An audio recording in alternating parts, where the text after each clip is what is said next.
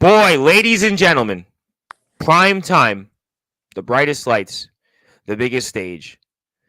Our guest here tonight certainly exemplifies all of that, as right now, pound for pound, he is one of the top and most dominant champions in the backyard and the underground, because recently he surpassed being 1 year as the Underground Wrestling Alliance World Heavyweight Champion. He has held that championship twice. He has defeated a who's who of participants that have come and go in the UWA, and even one man I'll certainly save some comments for, who's also a world champion, who CJ was actually a fan of. And as a matter of fact, I believe I even brought this match up once upon a time more than a year ago.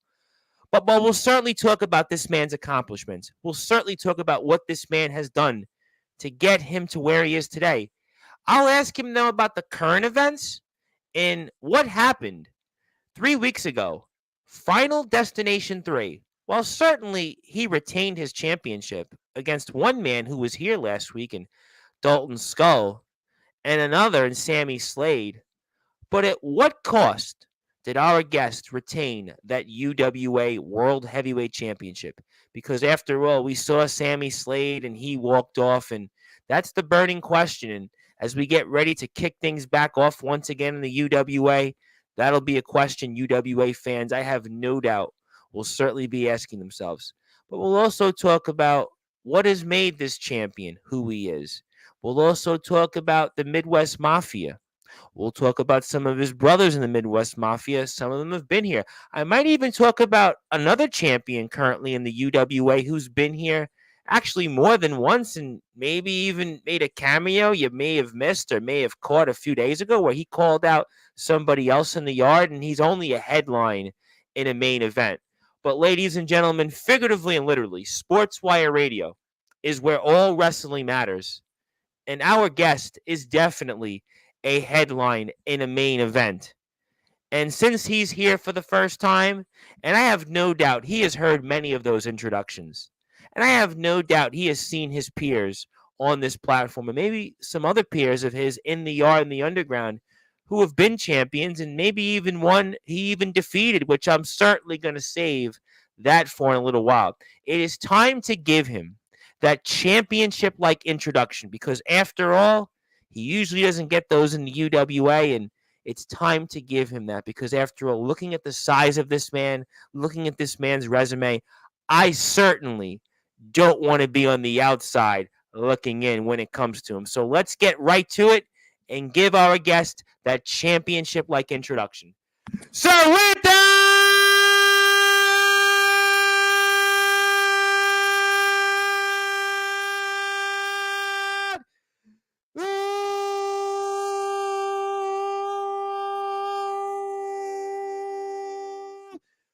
without further ado, here on the Sports Report,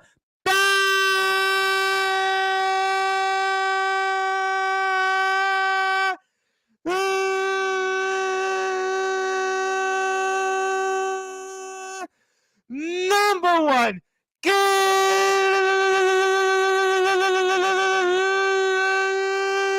global sports show, the reigning, defending UWA World Heavyweight Champion from the Midwest Mafia. His name is, simply put,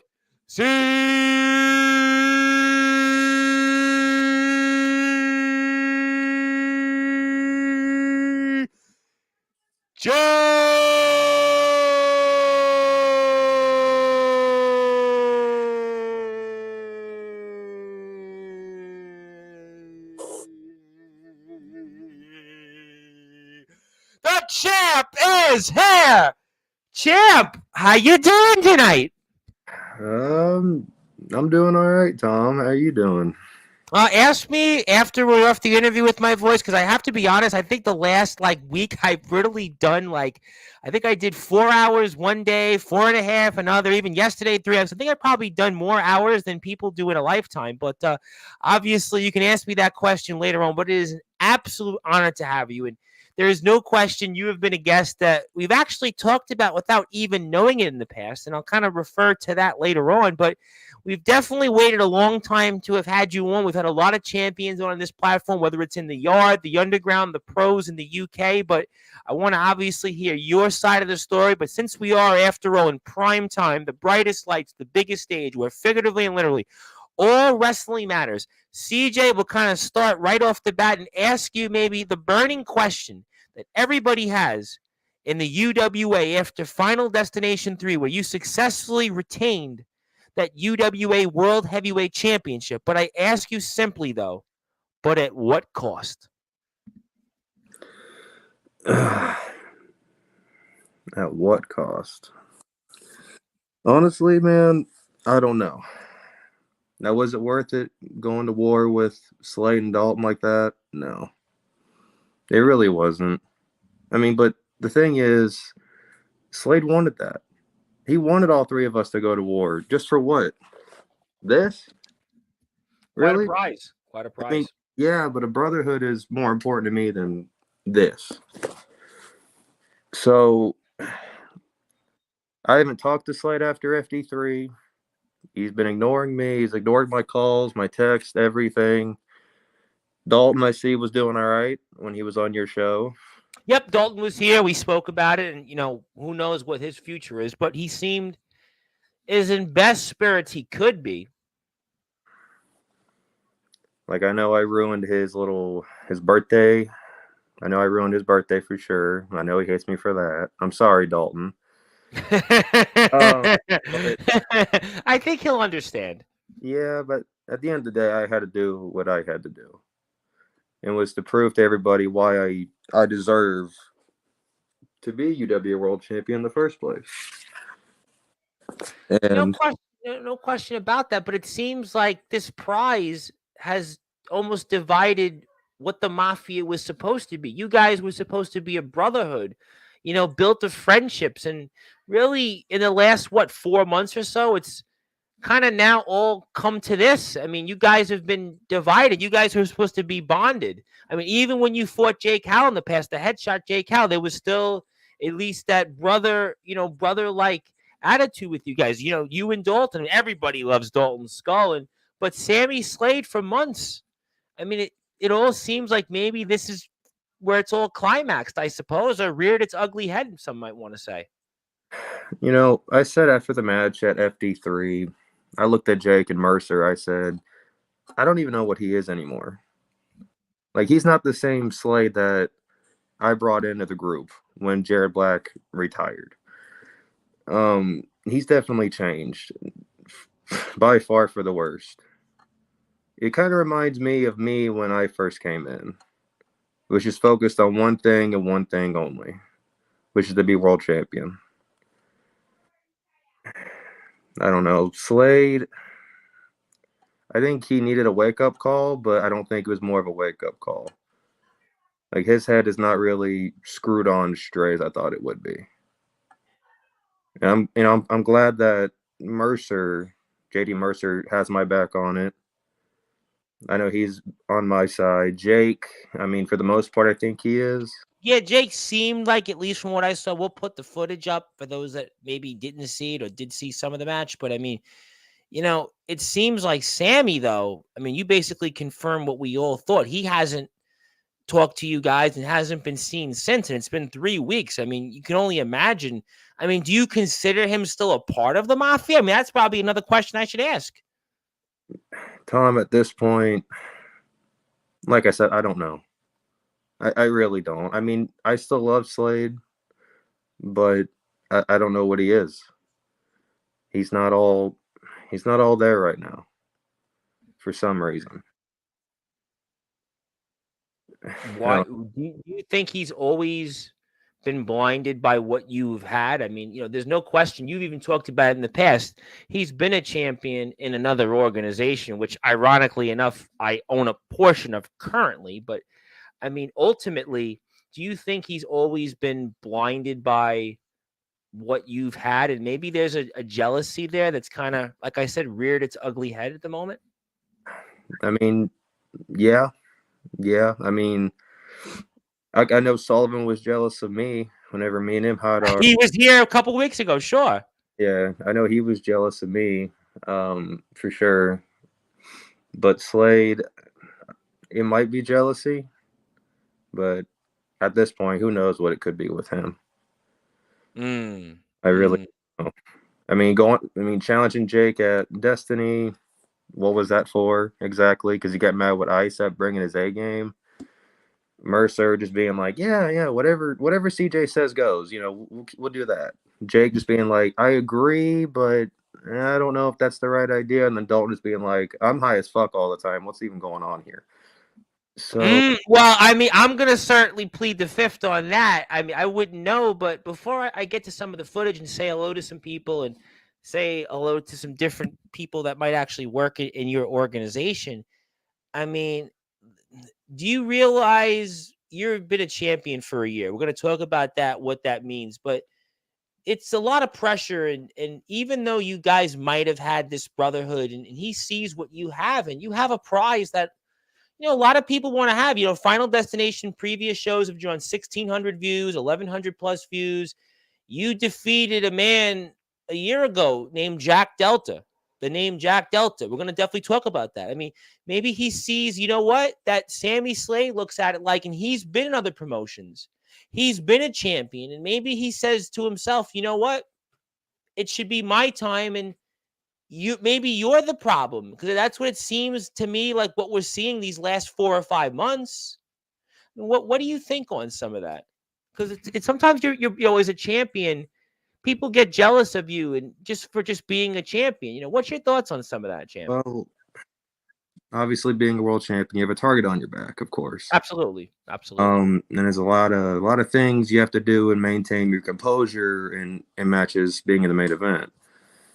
I'll be honest, the match with Delta, it's funny.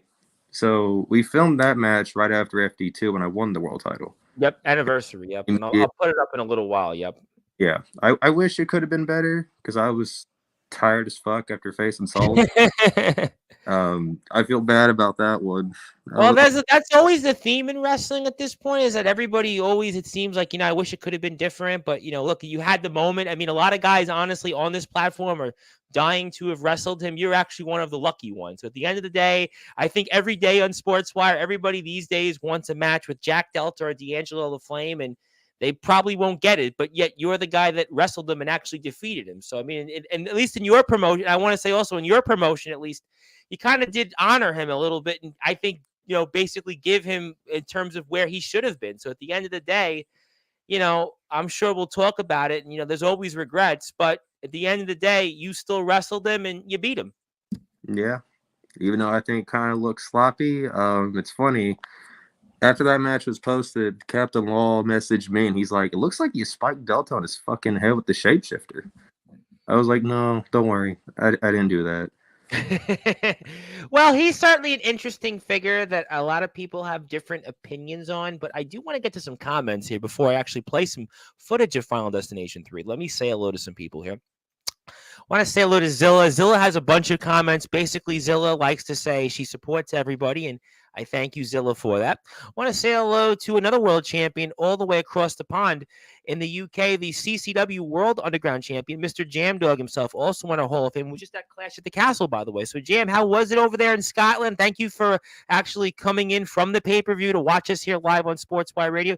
Thank you so much, my friend, for your support. I'm going to probably see you in a couple of weeks' time live on this platform once again. So I'm looking forward to that as well. And our friends over in CCW, and he did love the introduction. He meant to say interdiction. Maybe there is a such thing as interdiction. Maybe I need divine interdiction, because there's some people out there that are, upset because we said certain things about their ring ability. So at this point, I mean, maybe I need some divine intervention, but I want to say hello to somebody that once upon a time was in the UWA, and I will just say hello to Xavier Thorne. How you doing, Xavier Thorne? Congratulations on your 351st day as the GWC Uprising World Champion, and also I thank you for your support, your efforts out there in the ring, and your return in TBW, and I look forward to seeing the psychopath Xavier Thorne very soon out there. Zilla likes the mask. Well, we like the mask, but that's who he is. He doesn't have to wear a mask. That's who he is. This is not a mask. This is Billy CJ. Like, this is who he is. I mean, I want to say hello to one of my buddies who's coming here in, I believe, about 10 or 11 days from now. 11 days, as a matter of fact. Mr. D Savage. He was just wrestling in the NEW Underground's Riot in the Ring round 1, and he's going to be wrestling somebody from Tennessee actually in about 13 days from now. And that is D'Angelo the Flame, who wrestles in Resurrection Wrestling. He wrestles in TBW, AWL in Alabama, and he's a part of NEW as well. And he would like to say what is up. And D Savage was a world champion, but unlike you, you've been champion for a year. Unfortunately, he was champion for like a minute. So I mean, I guess maybe we should say condolences. I have to ask you a fun question. Would you want to be, let's say, a world champion for 1 minute just to say you had the world title, or would you not want to be a world champion? I know you've been champion twice already, but off the topic, I guess since we're live and we get a lot of comments from people from all over the place, how do you feel about something like that? I know you probably was expecting, Tom, but it's alive. It's live, and people have wanted to talk to us. We have a lot of fans out there. First of all, sucks to be you. I'm sorry about that for only a minute. He's going to kill me for this because he's a really big guy like you. He's got a lot of tattoos, a lot of muscles, and he also wrestles in the independents, and he is literally going to strangle me. That's your funeral, not mine. Well, I do live across the street from a cemetery, and there's a funeral little thing inside, so at least I won't have to go far. Yeah, you can just start digging now, Tom. Hopefully I get a discount. I mean, yeah, I would take being world champion for a minute. Just say, hey, I actually won the world title, unlike some people who didn't. So, I mean, it doesn't matter if it's like a minute or 30 seconds. I mean, you still get the in the history books. I mean, I think technically they consider Andre the Giant a world heavyweight champion. Years ago, he beats Hulk Hogan and holds the title for, I don't know, a minute or two, but I believe they consider him a WWF champion. For a long time they didn't, but now they do. So, I guess he'll come back though and win a championship. I have no doubt. Listen, we had a guy last year on the show in the UK, Bentley, who wound up having the same problem and came back and won not only one world title, but 2 world titles. So that'll be his side of the story, and that's how he'll write it. Want to say hello to my guest tomorrow night in your chair at 9 o'clock Eastern time. Big Tex, he is the big man of DBW. And he's got a lot to say tomorrow night. It has been a long time since Big Tex is here, and he's a big man, but didn't quite finish the job like you have. But he's still got a lot to say. And his brothers in Chaos Conspiracy are very successful right now. They hold tag team championships and a #1 contenders championship. And I'm going to talk about that. Want to say hello to Mr. DG Colt. He says, I like CJ. He's a good dude. I like CJ too. That's why he's here live. Speaking of a fellow champion that probably doesn't see eye to eye with you, that is the headline, the main event, Aaron Blaze. Do you want to say anything about the Heritage champion, Aaron Blaze? Anything that you might want to get off your chest before we come back to Midwest Mafia and some other tensions right now in your camp, champ?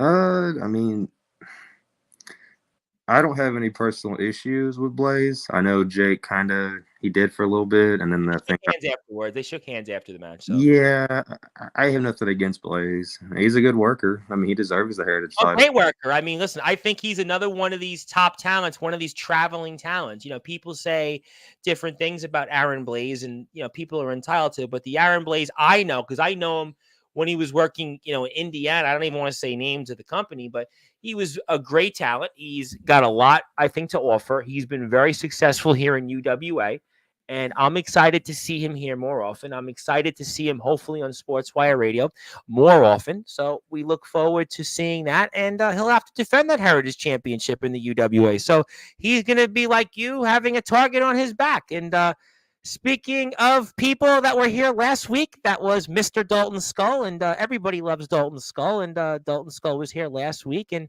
he has some eyeballs because I'm sure he's waiting for the Mafia discussion here. That's why we have now a big turnout here. I see the numbers starting to escalate now because they see that you're here. It's kind of surreal that you're here, because a lot of people were like, it was funny. People were asking me, is CJ going to be really here today? And I was like, yeah, no, he's going to be here. And people were kind of asking me what it'll be like. Well, I mean, he's not like, let's say, like we've had some guests. I had a guy years ago in the UK who didn't talk, and people were like, well, what's it like? But CJ, you talk all the time. This is how you are. So That's a different conversation for a different time. Thank you very much for Dalton. I'll come back to Dalton. Clash at the Castle was great. Yeah, shame about the main event. Definitely, it was what it was, and we were all hoping for a different outcome. I was hoping for Joe Hendry, just to be honest with you. Well, can I say it on the air? You did ask me before we confirmed. Do you believe in Joe Hendry? And I don't want to say. I don't want to. Actually, I'm going to say it. There was certainly a Cincinnati Reds fan that popped up like right afterwards. So it might be somebody in Yeah, the yeah. mafia. Big Reds fan, which is maybe I don't know if that's coincidence. You're wearing a red mask and he's a Reds fan. You ever find the coincidence in that? Not really. I mean, kind of. Well, now you did. Yeah. Bit. Well, hopefully the Reds have a good year this year. They're certainly in the mix. Everybody's in the mix in baseball this year. But I won't ask you about baseball. I'll ask you about wrestling. CJ is also a great talker and gets your attention. Oh, that's for sure. That's why he's here. And 2 minutes and 36 seconds was the official time of his title run. I was just being facetious. 1 minute, 1 year. But that's good stuff here. It's okay because the Eagle won the Southern title for 25 seconds and got cashed in on. So don't feel too bad about yourself. Yeah, I mean, at the end of the day, there's a long list of wrestlers that have been a champion and have only held it for a brief period of time. I mean, Yokozuna was champion for like a minute and 40 seconds. I mean, there's definitely, plenty of stories that I'm sure you go back in the record books. Drew McIntyre, unfortunately, WrestleMania. Yes, Dalton Skull's birthday was a few weeks ago. CJ didn't mean to ruin it. It's the spirit of competition, and he wished him happy birthday to begin with. I'm sorry still. Forgive me. You don't have to be sorry. It's competition. It's the spirit of competition. I know. I feel bad. I'm sure if Dalton was in the same spot, he's an 8-time BYCW champion in his own right. He would say the same thing. So at the end of the day, I mean, that's, listen, all is fair in love and war.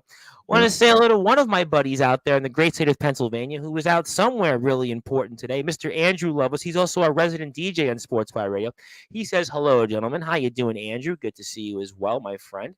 And also, Xavier, like to say hello to them. Yeah, Damian Priest was seriously hurt in that match. That's certainly a point that I'm sure we'll see more details with post Clash at the Castle. Andrew is tape studying. It's getting ready for the next two shows, which is June 29th. He's at Amplified Wrestling in West Virginia. It's a free show at Rocky's Pete. And then he's at Summer Bash, which everybody's talking about in the Art and the Underground from July 5th to July 7th. He had a great training session last night. Okay, so obviously, great stuff. Thank you, everybody, for tuning in. I'm going to play some of the match here shortly, and I want to get some of your reactions on that. But before I do that, talk to me about obviously winning, though, and it was your first triple threat match in your career. And what was that like? When I get the footage up here, we'll see it for the audience. But what was that like being in your first triple threat match in your career? I mean, kind of nerve-wracking because obviously you ain't got to be in the decision to be pinned. So I was trying to do everything at all costs to keep the world title. And there was a point where when Slade hit I think it was the Tiger Driver on Dalton, and then the Blue Thunder Bomb, I was like, holy shit, I don't think I can get back up and break that damn pin. But I mustered the courage to actually get up and do it. And then one thing led to another, and then there you go. But yeah, definitely nerve-wracking. Definitely nerve-wracking.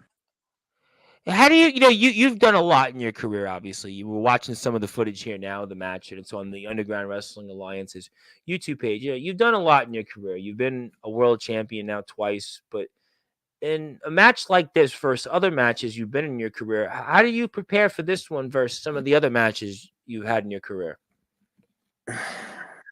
I mean, with this one, I had to do a lot of tape studying on Slade and Dalton both, even though I wrestled both of them, but just for extra preparation. Because I didn't know what they were going to bring to the table. I really didn't. Dalton obviously gave it his all, and then looked on the outside, he said, I'm dead, so there was that. Slade, you never know with him.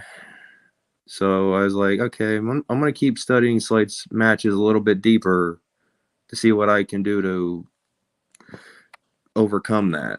And I did. And then there was the one spot when Slade gave me the back body drop on that table, my back was like fucked for like 2 weeks. Really? Yeah, my lower back hit like the edge of that table over there, and it fucking hurt. Like I couldn't even bend over and do anything. Was there something that you didn't do, or was just that was just one of those things that happens, and you just have to deal with it more or less? It was just one of those things that I had to deal with. I mean, I'm not mad at him for it. I mean, he did what he had to do, but he fucked me up for a while.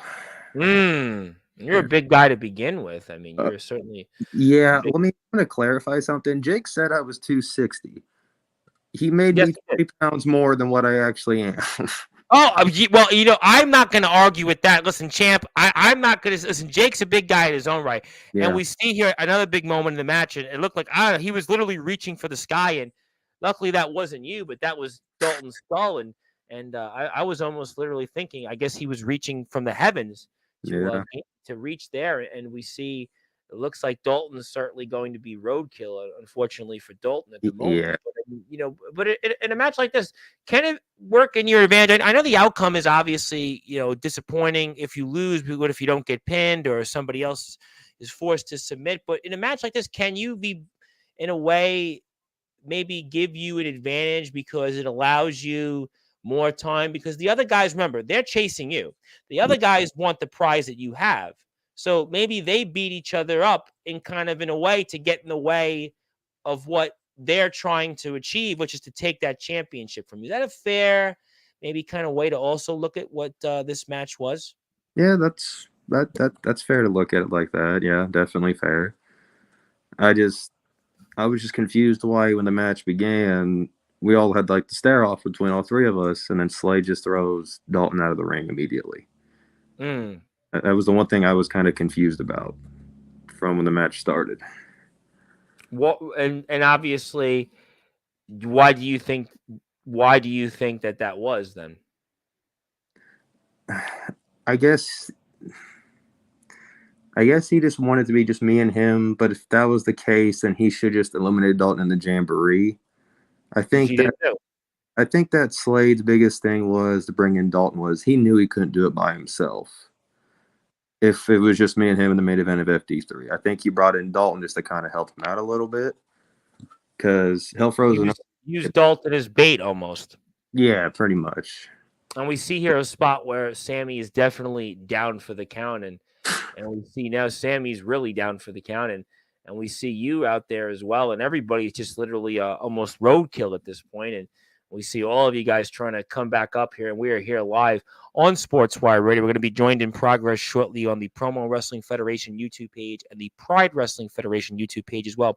My name is the Reverend Tom Bryce, your voice figuratively and literally all wrestling matters. We are here with the UWA Heavyweight Champion of the World, CJ. We are recapping some of the events that took place most recently in the main event of Final Destination 3 for that World Heavyweight Championship in a triple threat match. We have Sammy, Slade, Dalton, Skull, last week's guest, and CJ is here live to talk about that. Now we see here you've gotten back on your feet, and it looks like you took some of the offense there as we're kind of toward the second half of the match, and there's Sammy that runs in, and you kind of kicked him right there, and it kind of almost led to a little bit of a back and forth between you two, and now we see some of the, I guess, karate skills of Sammy, Yeah, and you I can see guess. some. Yeah, talk to me about where we are in this point of the match. So obviously, I just gave Dalton the shapeshifter on the table, Mhm. and I was just too exhausted to even try to make the pin. And then all I see is Slade's big ass just and then try taking it from me. And I said no. I kicked him in the shoulder, and then I guess he's trying to impersonate Swerve Strickland or something. Oh yeah, here it Yep, comes. Where my back was fucked up at. You'll see it in a moment. This we're actually gonna see right now. Yep. 2 or 3 weeks. Oh, Yeah. well, I see. When I watched it on May 25th and 26th, you would not have known that you're back because we haven't had you on till now. And I mean, we see it, and it just did that much to you. And I mean, was it difficult finishing the match knowing that you had that injury at the moment? Walk me through that. Um. Honestly, I didn't feel it during the match. My adrenaline was just going. It was just like the next day is when I started having the problem, my lower back problems. Mm, But mm. no, I was easily able to finish this one, thank God. Um, but yeah, literally like the next day, my back just pretty much killed itself. Um, Mm. was in pain. Like I said, I couldn't really get out of bed. I couldn't, pick up my 2-year-old daughter. I couldn't do it. I Wow, couldn't. if you could pick up your 2-year-old daughter, that this was serious, that you had Oh, it is something like this, and it really could have jeopardized you more so than losing the match almost. yeah, I could have, but it took a for me it took forever just to heal in my lower back. Like I thought it was like a month, but it was only like a few weeks. Like, Well, with 3 weeks now since the match, so obviously you would feel now close to full strength. yeah, I'd say I'm like at a good 85% right now. Okay. So yeah, could I do this match again all over? Probably not at the moment. Uh, So no triple threat matches anytime soon. uh, unless CT really wants me to, I'm not going to argue with him, but I'd like to avoid that for the moment. Well, I'm sure ET is listening to this, and actually, I'll let Zilla ask you a question, which I was going to ask you, but since we're watching the match and we're still a few minutes away from the outcome of it, we'll come back to certainly some of it. She'd like to know, how does it feel to be the UWA World Champion? What was your favorite match in your entire career? How long have you been wrestling? I think 3 years, right? We've been in UWA. Is that correct? 3 years, if I'm not Yeah. mistaken, right? Uh, 3 years. So I answered that, but what does it mean to you then to be the world champion? And do you have a favorite match in your career so far? I mean, to be UWA World Champion to me feels pretty damn good. I mean, I'm glad I had faith in myself to be world champion, especially the first time when I had to face Joe Anderson. I don't Yes. think a lot of people expected me to walk out with the win on that one. And Joe Anderson at that time had been coming off a reign as a TBW world champion. Joe Anderson's a guy who's, one of their tougher wrestlers. I mean, Joe Anderson, the Grim Reaper. I mean, he's no picnic. I mean, a No, lot of guys in this sport that would have a real hard time of, dislodging Joe Anderson. So that's, it's a good point. Joe was definitely not a walk in the park. It wasn't going to be no damn cakewalk either. My ribs were sore after that one for sure. Well, that's Joe's specialty. Joe, Yeah. we'll certainly ask Mr. Titan about that. He'll tell you those same things. But no, there's no question that Joe Anderson is a tough out anybody. Do you have a favorite match in your career? Yeah. Yeah. I'm still going to say, despite the outcome, wasn't what I wanted. Me and Jake at FD1. And that's the biggest in terms of viewership. That's the biggest show in the company's history. Yeah, it's funny. We had we had months of preparation for that match. So we were pretty happy with how it actually turned out, but obviously the outcome I was like, well, what the fuck do I do now? And then Jared with his short ass whatever hair that was. Well, I'm not going to talk about anybody's hair considering mine, but It is what it is. And then Yeah. Law obviously being there, and then the shocking reveal there. And I'm So not going to ask you about much of him either, because that's obviously it's a different time and a different life. I have a question on Twitter. One of our followers, Miss Angela Pink, who wanted me to talk to her. I can talk to her here on the chat. She wanted to say a couple things for us. She says, looking at you on the screen, her first words are OMG with exclamation points. That's which is pretty much, that's a good point. She doesn't like hair talk because my hair is longer than pretty much everybody out there. But she had a good question, though, which I'd like to maybe kind of put out for the audience. How much training do you do in advance to compete to retain your championship? I mean, like, what does the average training session, which kind of piggies back off to a D Savage, what do you do to train to prepare yourself for matches like this? well, first I have to mentally train myself to before any match. Be like, I'm gonna be all right, everything's gonna go well. Obviously in wrestling, that's never the case. Training, I usually yeah, I train more than I would want to. Why do you say that? I mean, every guys come on this platform. I don't train enough, right? You need to train as Well, much as humanly possible. Why would you say something like that? I'm curious for the audience. I really just don't train enough. Like people have said before, I really don't. Mm. I'm just like, okay, I have an idea what to do. I'm gonna go out here and do it.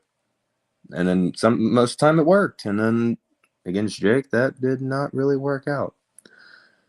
Like here, I just said, "Fuck it, here, Slade. You thirsty? You Well, that bitch." was clever. I mean, I've seen that before in spots and matches, but it was kind of clever. I mean, I'm sure maybe deep down he appreciated the water because I'm sure it Oh, helped. he did, but did you At notice? least it was better than what happened in Chase Sullivan's match. It was a lot better than that certainly outcome. I'm not even going to bring up with ET there and the dog food and, and the Mountain Dew. I mean, not going to go there. Not going to certainly bring that up. And Please tell me you noticed in that moment the bottle cap from the water was actually on Slade's head for like a moment. I did. Yes, I did. Yeah, I it did. was pretty funny after when I watched it back.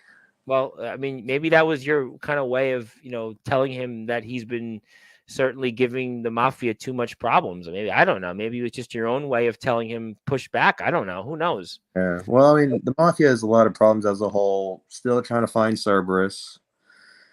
Slade acting different. And then for some reason, Pogo the Clown has a problem with us. We have a lot of issues right now that I want to get resolved.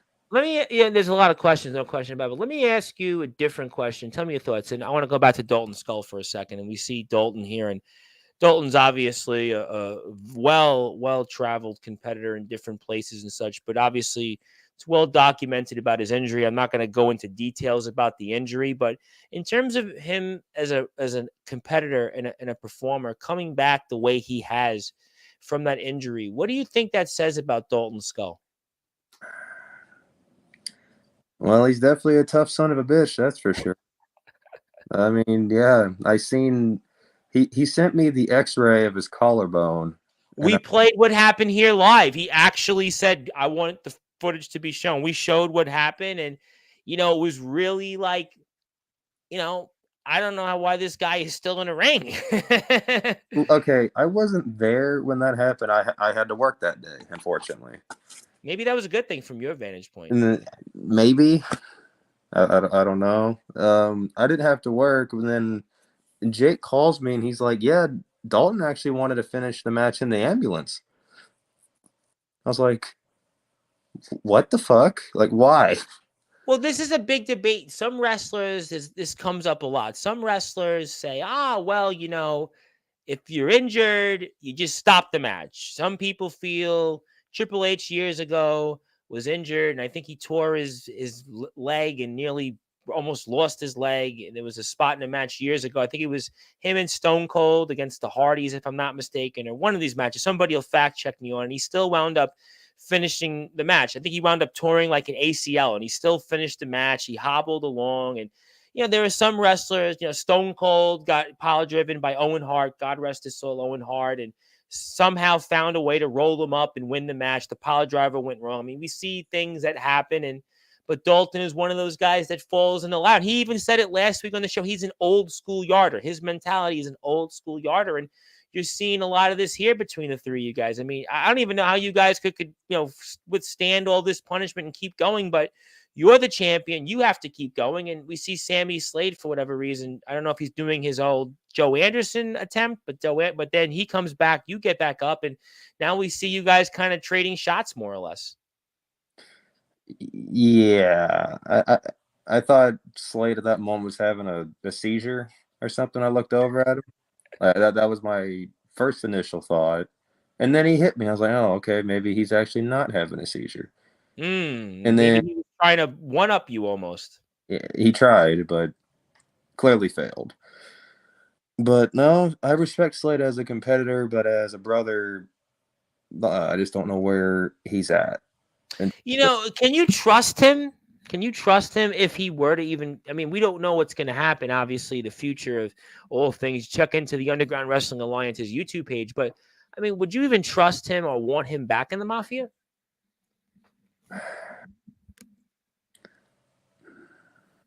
do I trust him? Do you trust him? Do you trust After him? all the shit he put us through, do I trust him? Yep. Do you trust Not him? really. And Not how do you think the rest of the Mafia feels about that? probably, if I had to guess, probably the same way. Like, I'm not gonna come on here and say, Slade's out of the Mafia. I'm not gonna do that. But I do want to try to talk to him, or at least him talk to me, so we can. But you've been trying, though. I mean, he, and I've you have tried. been back and forth, and you've been very, I think, very unlike you in terms of just how you've went about this whole process. And he seems almost like he doesn't want to hear it. And yet you, on the other hand, continue to almost give him more rope than he should. Yeah, I've tried to get hold of him, but it's either he doesn't respond or something else. I mean, I've asked Jake to get a hold of him.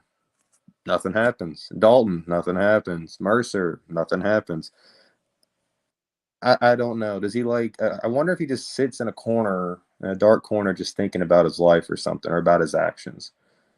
Because I'm hoping one day he'll realize. Was it when you guys played Mario Kart once upon a time? What was it that you think that has kind of led to this? Now, I'm curious. It's a serious question.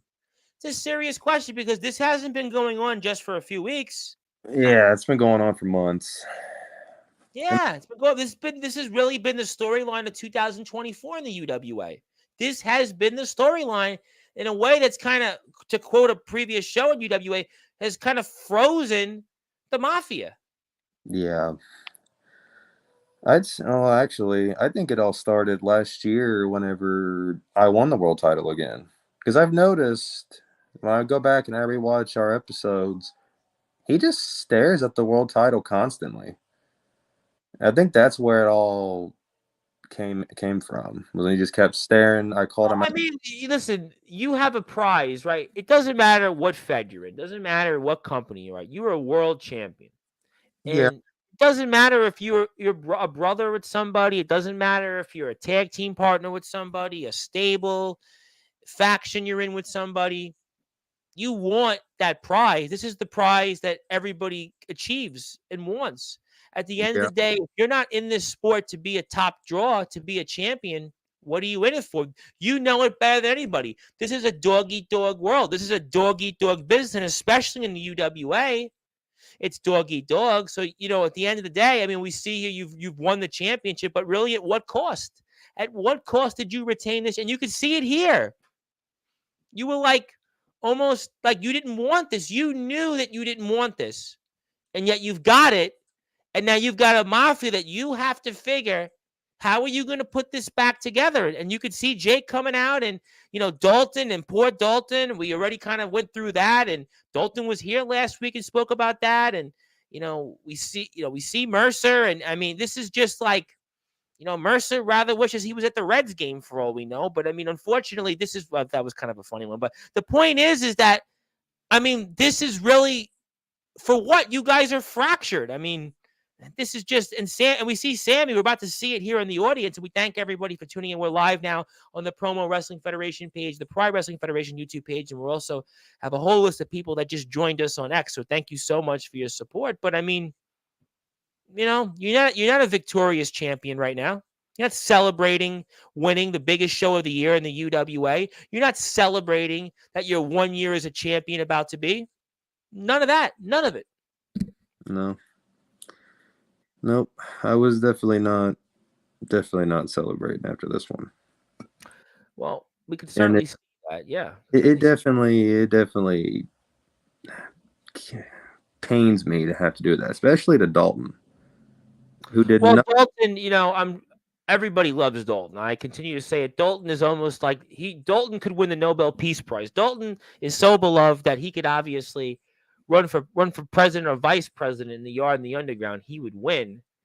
Yeah, And now we see Dalton now, and it's almost like you're got a spackler and trying to pull him out of the yeah, frying pan almost. Yeah, he just was definitely out of it for sure. well, he's Definitely. definitely out of it, and we wonder what will be of him here in the UWA. And we see Dalton, and thank God for JD Mercer. I don't know why he's not wearing a red shirt, but that's a different conversation. He's probably going to kill me for this, but and I could see it though. You're as remorseful as any champ I've seen. Is that maybe eating at you? I mean, this is not a champion that we're used to seeing from you, CJ. I mean, kinda, not really. I've definitely changed since before or when I came back for sure. Because back then I just Have didn't you care. become more human? Yeah, like I just didn't care about people's feelings, about what people said about me. I didn't care, and then I come back because Jared and Jake found me, and I just, for some reason, I just started caring more. I don't know. Why?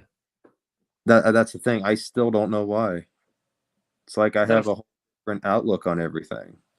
is that a flaw on your part?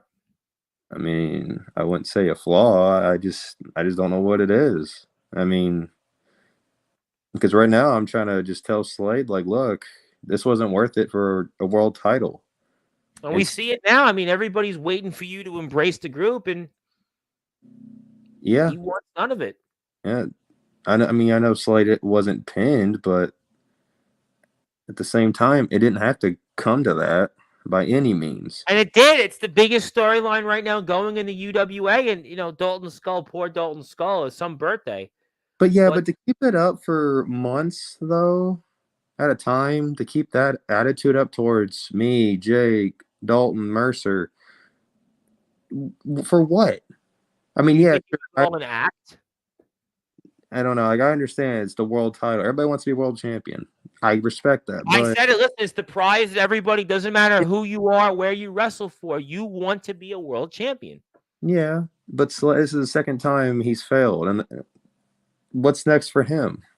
I'm just gonna keep doing my own thing. Dalton, it pains me to watch this ending part with him just laying there. I know. I know. It kills me on the inside. It's been a tough last couple of weeks for Dalton. We see it in his own fed. He's going through some issues. He was in TBW. We saw it there under a different thing. I mean, he's really, it's Dalton's obviously trying to figure out where to go from here. It's, we certainly hope for Dalton's aspect of it. And obviously the show ended, and that's obviously we're waiting for more on all things to come, UWA. And if you'd like to follow also CJ and all things related to him, I'm going to take this off the screen first. And I don't know why I can't. There we go.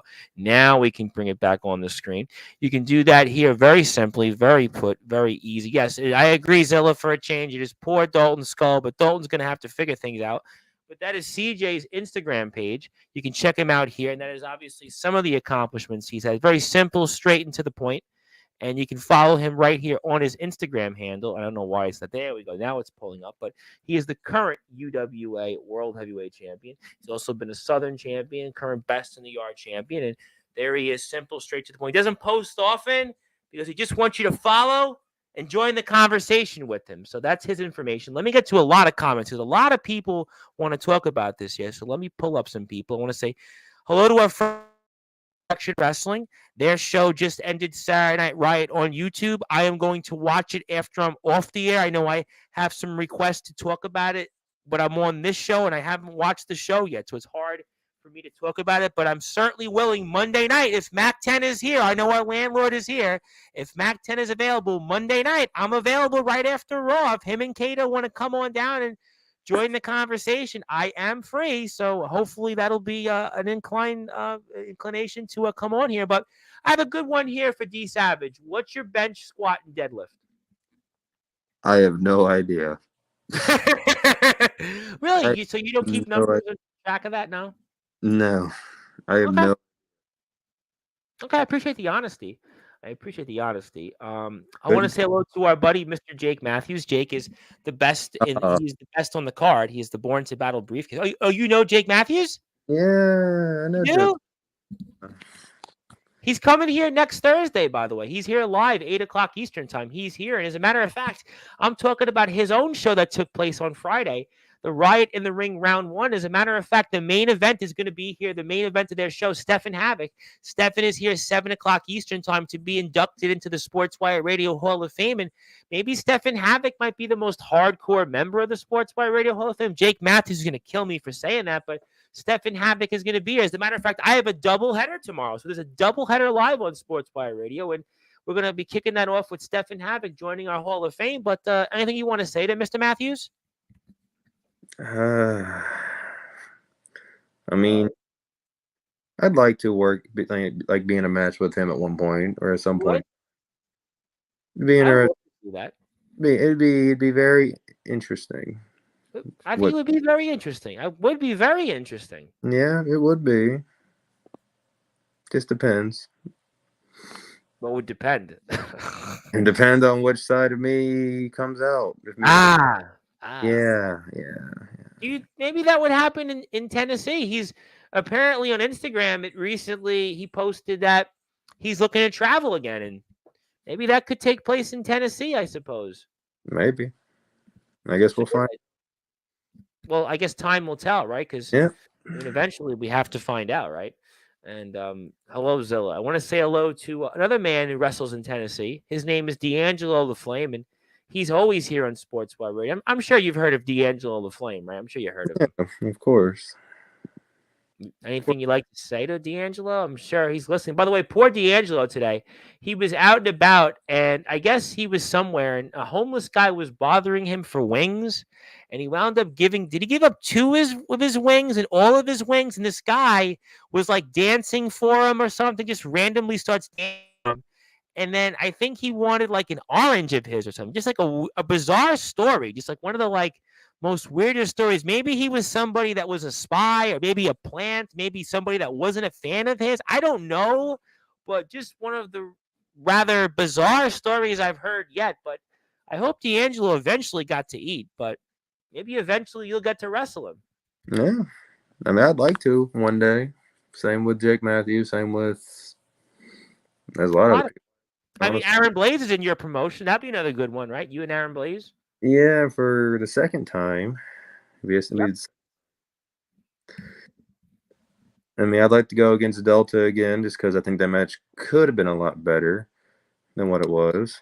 Well, let me ask you a different question. And there's a lot of comments. We'll certainly get to them. I'm going to put the UWA links up again shortly. But let me ask you, do you feel like if you had the match now with him versus a year ago, do you think it would be a better match? How about that?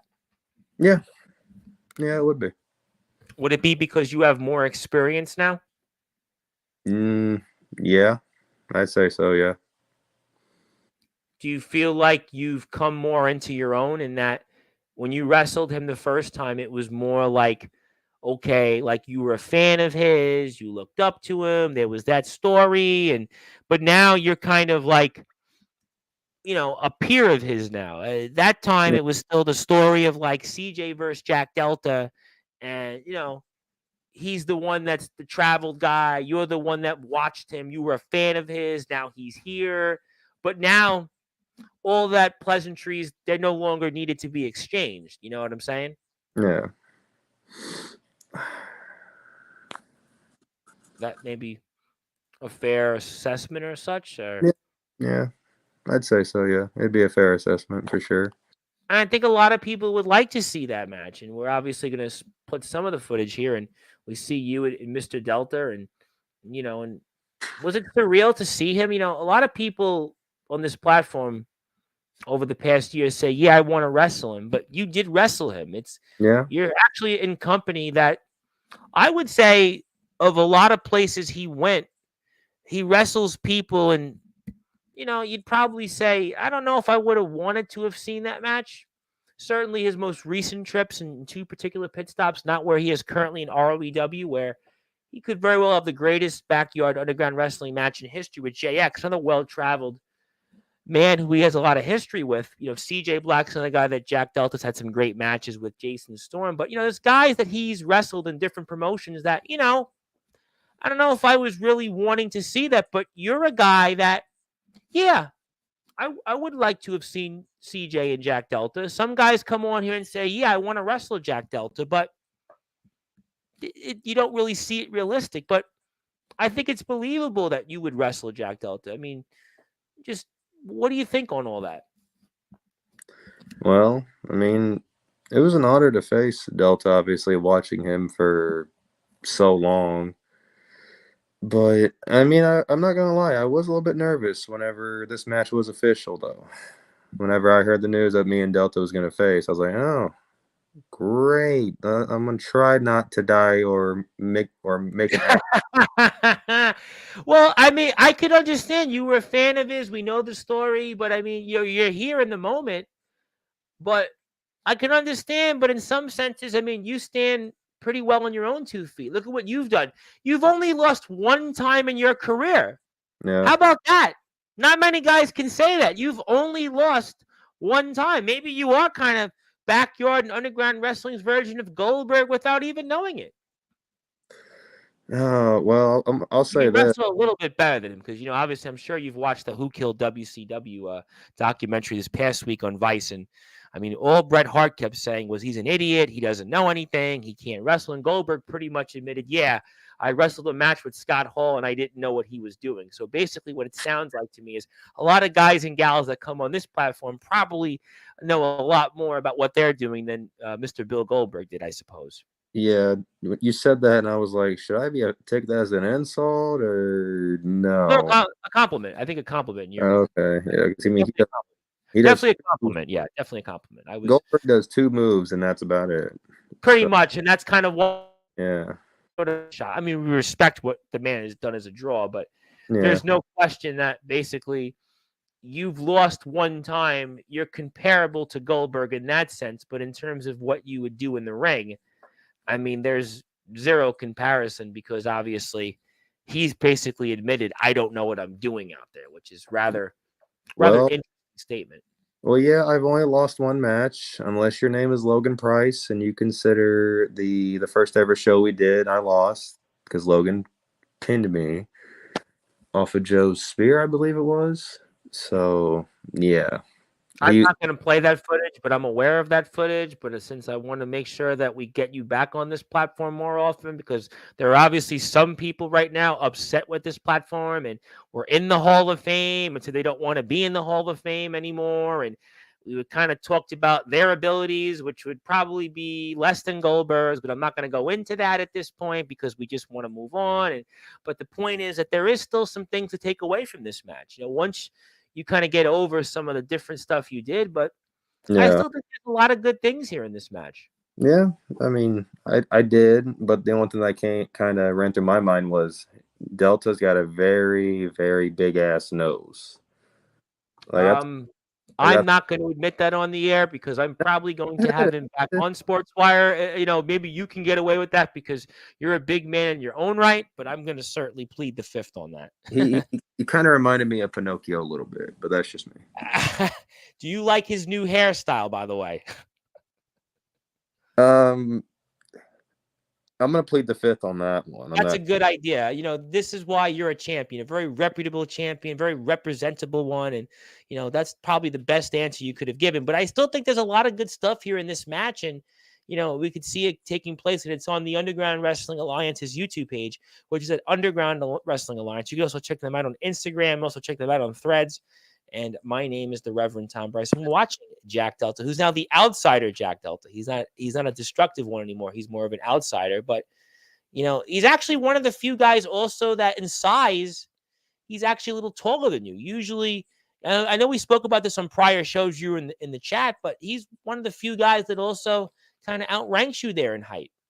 Yeah, he's I think 2 inches taller than me. I'm 6'2". I think he's like 6'4", something like that. Yeah, I think that was something I think you put that in a comment. I think it was either on Chase's show or maybe it was on Jake's. But you were 6'2", I remember you saying. Yeah, I'm like 6'2". I think he was like 6'4". I know Steele's also taller than me by a little bit as Yeah, well. Steele is deceptively tall. He's 6'4". You wouldn't think about it because of just maybe you see him on Sportswire a lot. But yeah, Steele is 6'4", and there's some guys that you go, oh, I didn't realize they were that tall, and he would definitely fall into that kind of. We have a guy, Big Man Cam, actually, who's the CBW champion, and he's also a part of Jack Delta's current promotion, ROEW, and he's also about 6 foot, maybe 6'5", I think, and he looks like he's 7 foot. This guy looks like he's the new Kevin Nash, and he's like 6'5", but he's like maybe 100 pounds heavier than you. So, I mean, he really looks like a big man, like a super big man. But yeah, it's kind of some guys are deceptively tall, and other guys are just like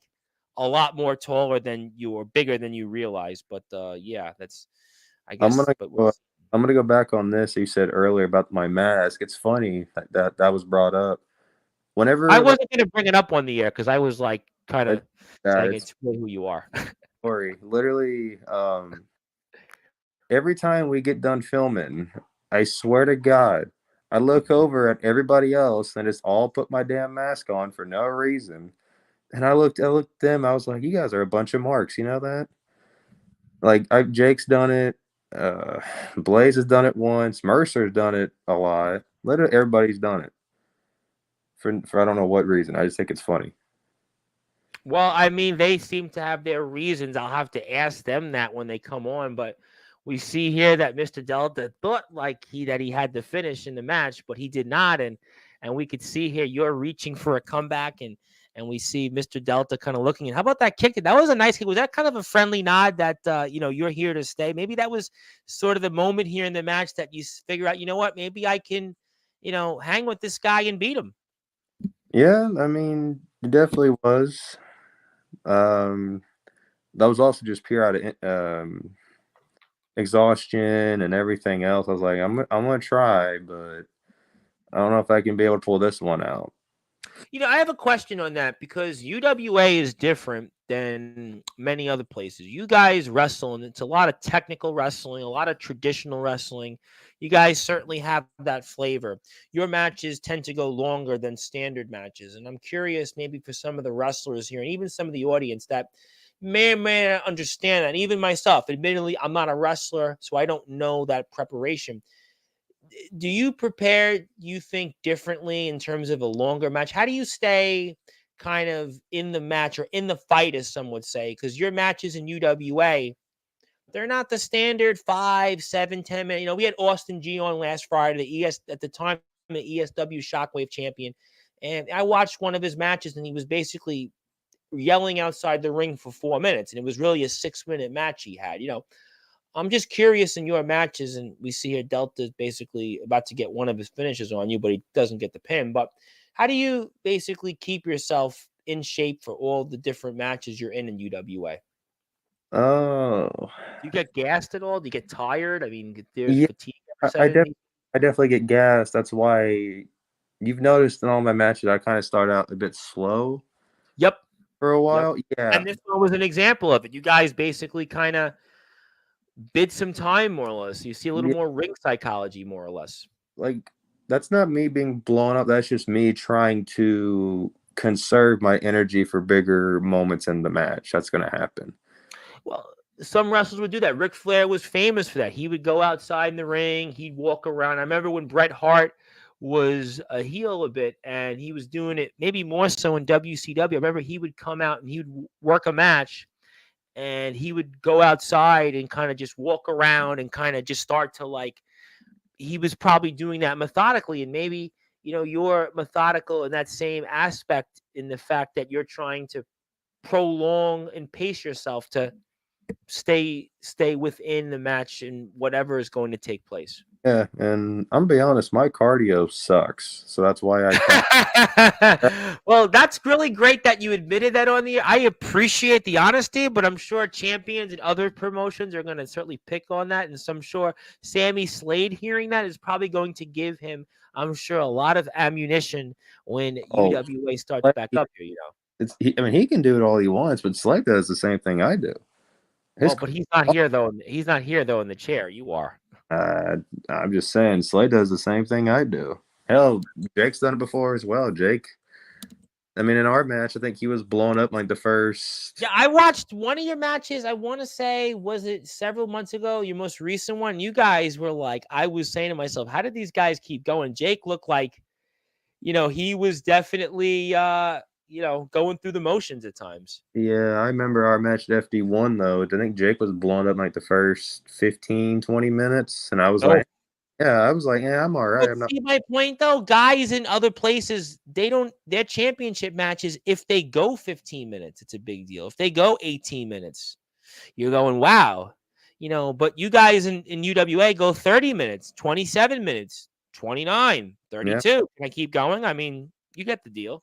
yeah. I mean, me and Jake went almost an hour at FD1, so definitely had to. Oh, there was one part in the match I remember. I think you might have seen it if you rewatched it. He actually hit me in the nuts. Yes, I do remember Yeah, that. pretty hard, and I just slung his ass in the ring ropes and And you literally. and you finished him here with the swinging DDT, and Yeah. Yep, that Yeah. was the end of the match. And Yeah. Delta looked at me at that point. He's like, "That was a good match." And I was like, "Yeah, I mean, it could have been better, but yeah, I'll take what I can get." I mean, not a lot of people can say they actually faced Jack Delta, and I well, can. that's my point. Listen, you faced him, right?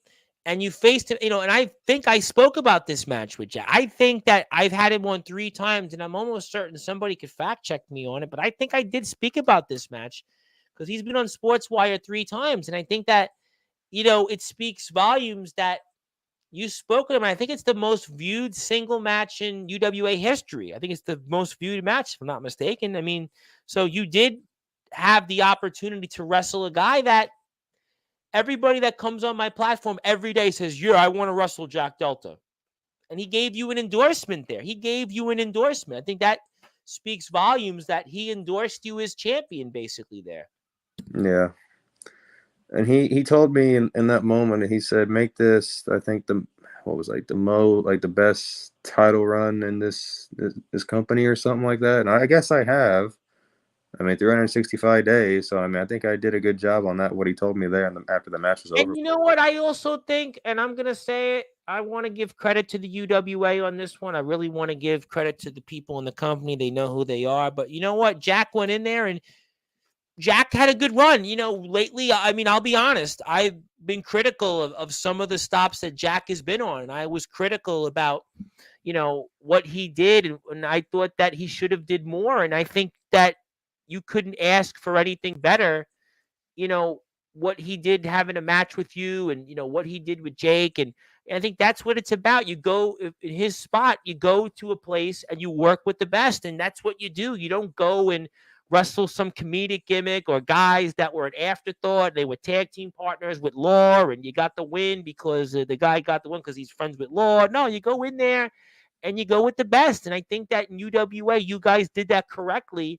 And I think that he's obviously, on a great path as ROW champion. He's killing it. You're killing it in UWA. And, that's what I'm about. But let me get to some more comments here. And let me get to some stuff here. They're talking about the Orange situation, which his name, but got some issues. Yeah, 2 wings they stole from him. 2 wings here. That's 2 wings. 2 wings for one laced orange. Laughing my ass off. Yeah, you're not lying. This is an evil world. Yeah, I mean, when people are stealing wings and oranges, I'm not sure why. Hello. I would like to say hello to you, my friend. I believe you're Aaron Blazer's cousin, so I think I know who you are. You mentioned in one of the shows, but good to see you nonetheless. And well, I don't think anybody's virgins here. I'm not going to get into virgins, but just thank you for tuning in. Let's move away from that. Shout out to all the boys. Yes, all the long boys. Yes. All the long boys. Okay. Thank you very much for all that stuff. Okay. As we're here with CJ, CJ, of course, is the world heavyweight champion in the UWA. He's a 2-time champion of the world. And my name is the Reverend Tom Bryce. And we have some more UWA coverage coming up here. We've got a number of different guys coming on here. We got Brett Anderson's coming on here. Tristan Taylor's coming on. I'm not going to ask you too much about Tristan Taylor. Matter of fact, I'm supposed to have him Tuesday, but I might have to reschedule to the following Tuesday. So if you're out there, we're going to certainly talk to you more. And a lot of great guys are coming on here in the UWA. And I really want to thank the UWA for their support of Sportswire Radio. They've been a part of the All Wrestling Matters movement, which is basically giving everybody a chance, open collaboration, working with people, showing the things in the community that we are. And I think that that's why we're very excited about the future of the Underground Wrestling Alliance. So let me ask you a couple things here first. Let's go with the obvious things. Champ, what is your goals here for the rest of 2024? Well, I mean, I think it's obvious, isn't it? Keep the championship. Yep, that'd be correct. You got the top prize. Yep. It's pretty simple as that, right? Keep the goals. Yeah. Keep the gold. Pretty much. And I guess attempt or try to find Cerberus, because I don't think Slade would be acting like this if Cerberus was with us still. Why is Cerberus such an integral factor to this whole situation? I mean, he's more like, I think, like the bodyguard out of all of us. Like, he doesn't like any drama going on. He wants to keep everything civil, like kind of what Dalton was trying to do. I mean, I just don't think Slade would be acting like this if Cerberus was here. That's for sure. But I got to kick Pogo's ass next time I see him, though, just to get information out of him. because he claims he knows who did it, but he's not telling me yet.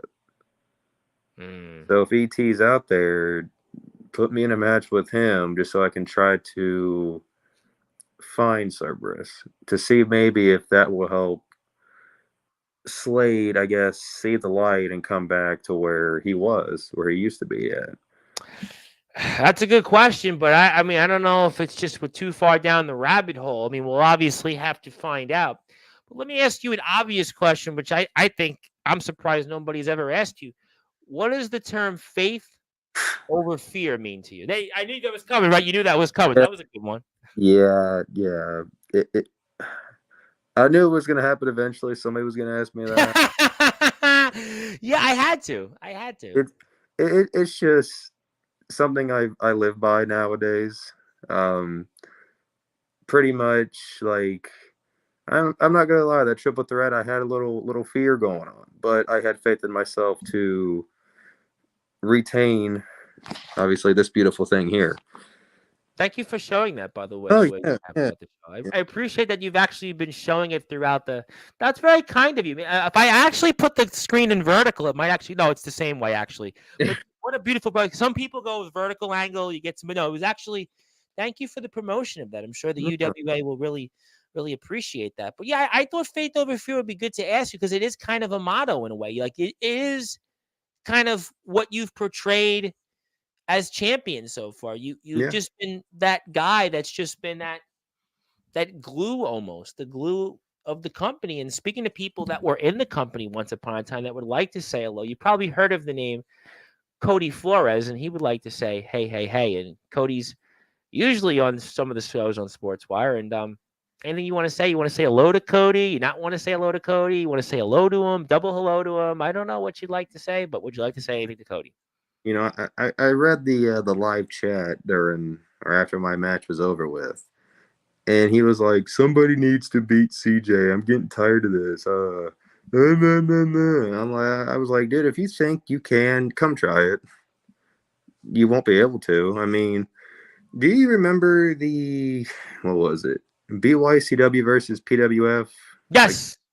As actually an owner of the PWF, although it's being redone, I've actually watched some of this stuff, and we know that once upon a time there was some history with PWF in the UWA. A lot of history, as a matter of fact, which I won't go into too much. But yeah, Cody was a big part of that, along with Sammy Slade. He was an uprising champion once upon a time.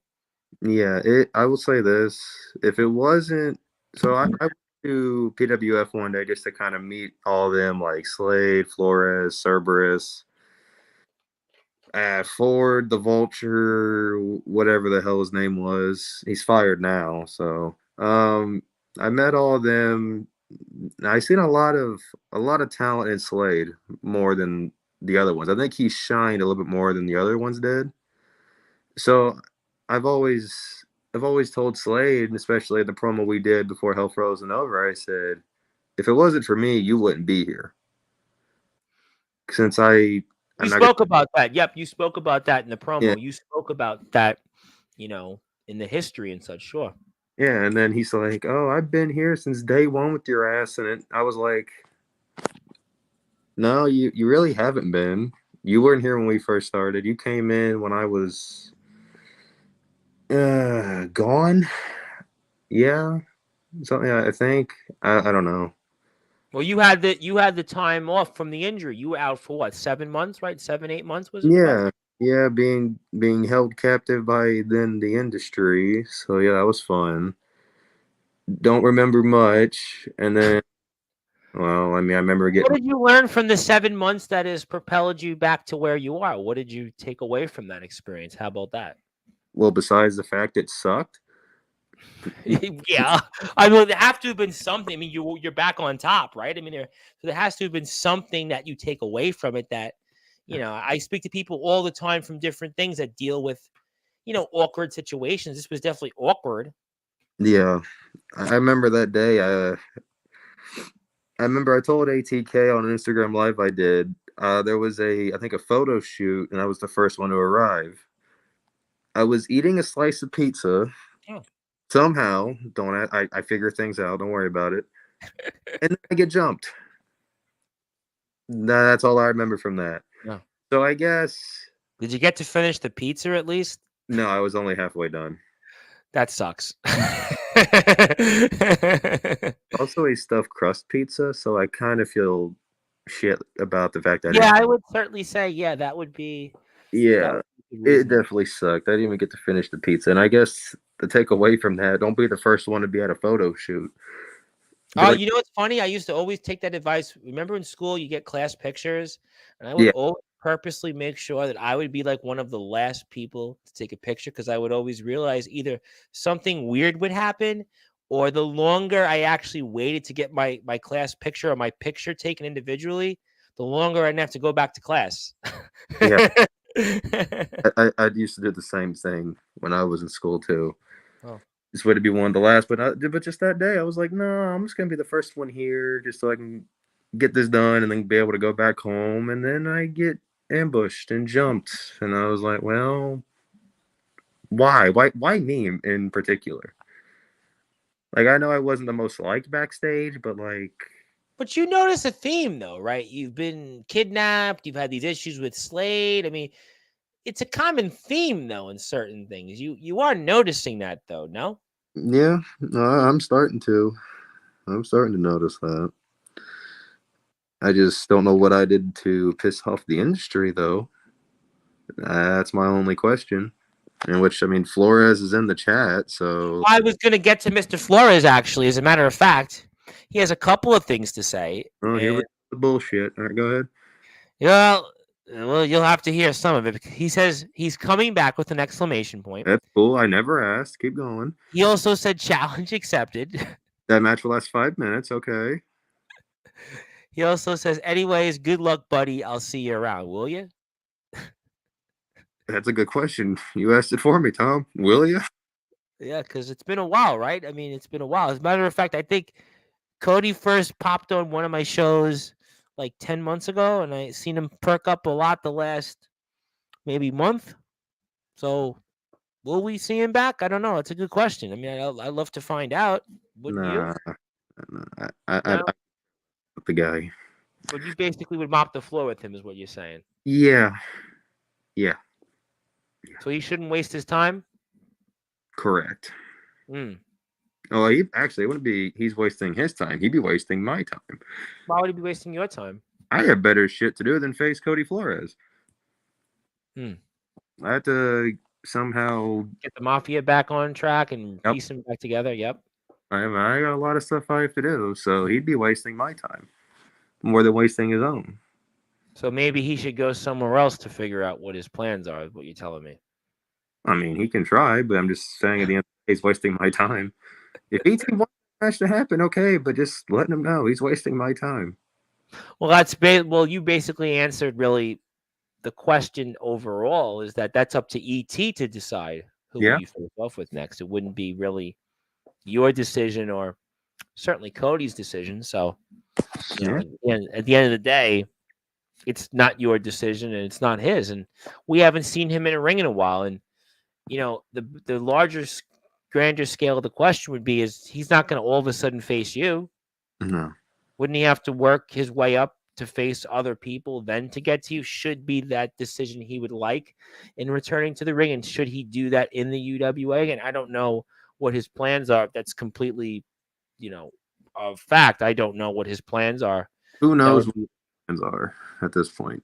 I don't know. It's a good question. It's a I great don't know. question. That's a question you're going to have to ask him, not me. There's almost 100 people watching this live right now, and they would probably say the same thing. And who is Cody Flores and when will he come back if they know who he is? And again, those are questions that, I guess we'll have to find out. And if you want to follow the Underground Wrestling Alliance's YouTube page, that is their YouTube page.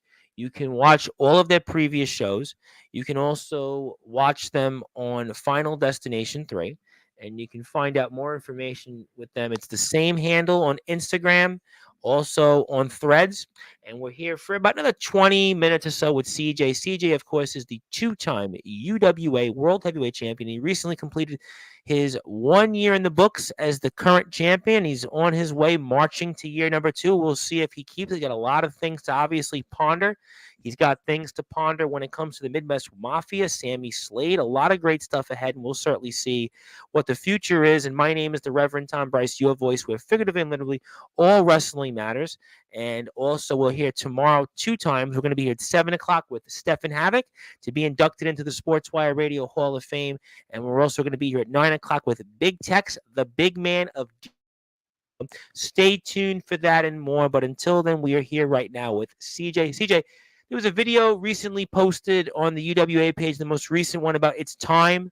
You have a thought or two on this quick video that we saw, and anything on that before I move on to some other thoughts? I'll be honest, it's the first time I'm seeing this video. I ain't even gonna lie to you. Well, the world is getting a chance to see it as well, and obviously, are you ready? And I guess maybe we'll be ready soon, right? Sooner rather than later. Yeah, sure. Yeah, I guess. Well, I guess we'll have to find out. For whatever reason, my mouse isn't working. There we go. Yep. Oh, nope. That's really bad on my part. I need a new mouse. Sorry, everybody. We'll come back to this. We'll fix it. Oh, can you see me now? There, you can see me. Maybe you know what? Now we're gonna put it right back up on the screen. I have it. I have it right in front of me. There we go. The best of us sometimes. Yeah, unfortunately, that's the case. But we got it right here. I actually have the full screen, and no, I don't. But we're gonna pull it back up one more time because it's all wrestling matters here, and it looks like there we go. So there we have it. Unfortunately, sorry about that, but so I guess we'll have to figure out if we're ready. Sure. I mean, no, but okay. We're here to be ready, I guess. Well, it's time, and Jack Delta had a funny one. Grandpa Tom. If I become a grandpa, that'll be interesting. But yeah, for whatever reason, unfortunately, Jack, I have a mouse that unfortunately my mouse is probably older than probably my mutton chops are at this point. I need to buy a new mouse, and unfortunately, I can't move it the right way. But speaking of which, anything you want to say to Mr. Delta? Well, I could thankfully take this off the screens. And my apologies to the audience and the technical difficulties. Anything you want to say to him personally other than nice hair? Well, just gonna ask a simple question. Just how you doing, old friend? That was interesting. That was very kind of you. Most people go, oh, blah, blah, blah, blah, blah, blah. You were just like, hi. That was very nice. I got nothing against them. I think this is like a dialed down sports wire. Some people the last week it's been, I don't know. It's not intention to be dialed down. It's just kind of I think that's maybe we just said so much. We need a break. I don't know. I mean, I'm sure you'll get some of that on Monday's show, but well, you're the champion also. We're obviously respecting our champion, acknowledging, and, maybe to quote Atomic Titan, but bowing down to our champion. But it was nice just to say hello, to the champion. And computer. I probably would say it that way, but okay. Let me ask you a different question then. I ask this question to champions all the time, and you kind of answered anyways a favorite match, but I'll give it to you in a different way. You have 1 or 2 moments that stand out most in your career so far. I'm gonna Tell me something different other than Jack Delta and Jake at FD1. Tell me, there's only 1 or 2 other things that stand out most. I'd say winning the Jamboree. That's a very difficult thing to achieve. Very difficult thing. Yeah, considering I've told people in the past, or maybe you don't know, my knee wasn't fully healed when I came back.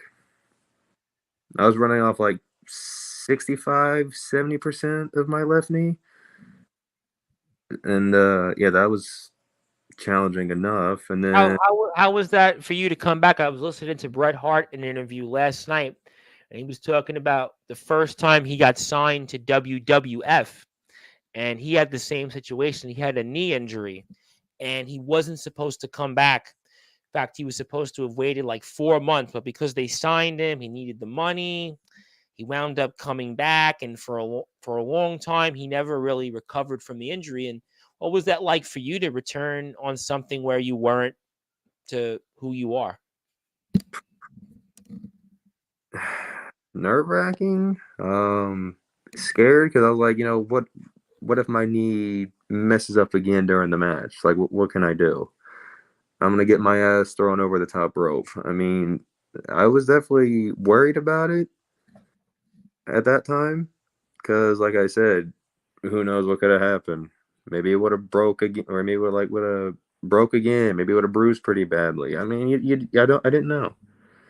And it was funny. When I got there, nobody knew um, about that for like a while.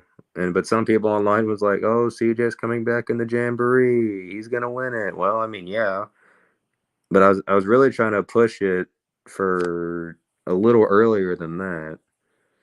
But they told me no. So I was like, okay.